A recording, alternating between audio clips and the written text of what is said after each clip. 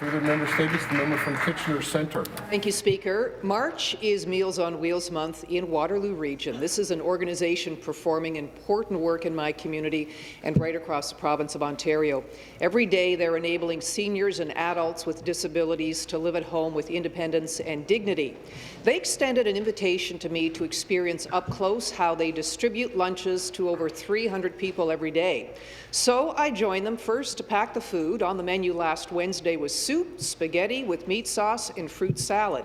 After the lunches were packed up and ready to go, I joined longtime volunteers Elsie and John to make the deliveries. The recipients were very happy to receive their nutritious hot lunches, and for some, we were the only human contact they'd had all week.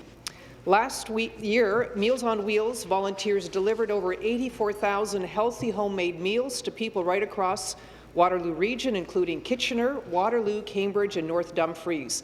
Speaker, this organization is always looking for volunteers to help prepare and deliver meals.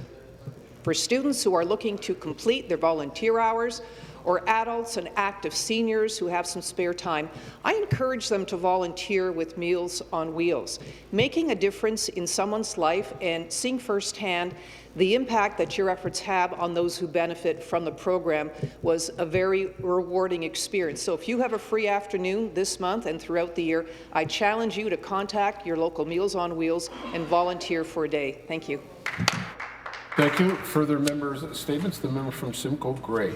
So, Mr. Speaker, I rise today to show support for apple farmers in Ontario and to share the results of a new study that highlights the tremendous economic benefit of the apple industry in our province. The apple industry generates $634 million in economic activity every year. For every $1 million in output, there's $2.39 million of activity generated in the economy. The industry contributes $351.6 million to the provincial GDP every year. It supports over 5,100 full-time direct and indirect jobs with associated wages and salaries of $247.1 million. And this results in tax revenues of $106.7 million annually to federal, provincial, and municipal governments.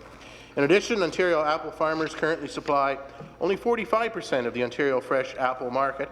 In fact, Ontario imports 80.6 million kilograms of apples for consumption every year. This means there is room for the Ontario industry to grow. And according to this study, for every $10 million in additional output, there is $24.2 million generated in economic activity in the provincial economy. Mr. Speaker, these are impressive numbers. They're impressive for not only my riding, which is apple-rich in the North End, but many parts of Ontario. This new data reveals just how significant a role the apple industry plays and has the potential to play in Ontario. I would ask the government to review the study and do what is needed to support this important industry. Finally, I would like to thank local apple grower and past chair of the Ontario Apple Growers, Brian Gilroy, a friend of mine. I'd like to thank Brian for providing me with this information and keeping me informed and up to date on the industry. Thank you. Further member statements. The member from Mississauga-Brampton South. Mr. Speaker, today I rise to share with my colleagues the names of some great citizens honoured through the Leading Women, Leading Girls, Building Communities Recognition Program. The program recognizes women and girls for their volunteerism and civic leadership above and beyond their professional work.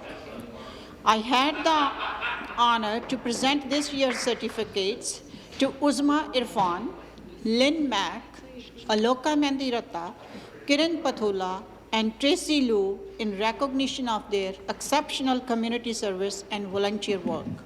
The Leading Girls category recognition recipients were Robin Adamo, Jessica Hoos, Brooklyn Howard. Mr. Speaker, our communities grow stronger when civic-minded people lend their talents and energy helping fellow citizens better their lives and achieve their goals. It is especially important that women in diverse communities, such as my own riding of Mississauga-Brampton South, stand up for their communities and through their example and spirit inspire others to do the same. I extend my warmest congratulations and deep thanks to these exemplary leading women, leading girls. Thank you, Mr. Speaker.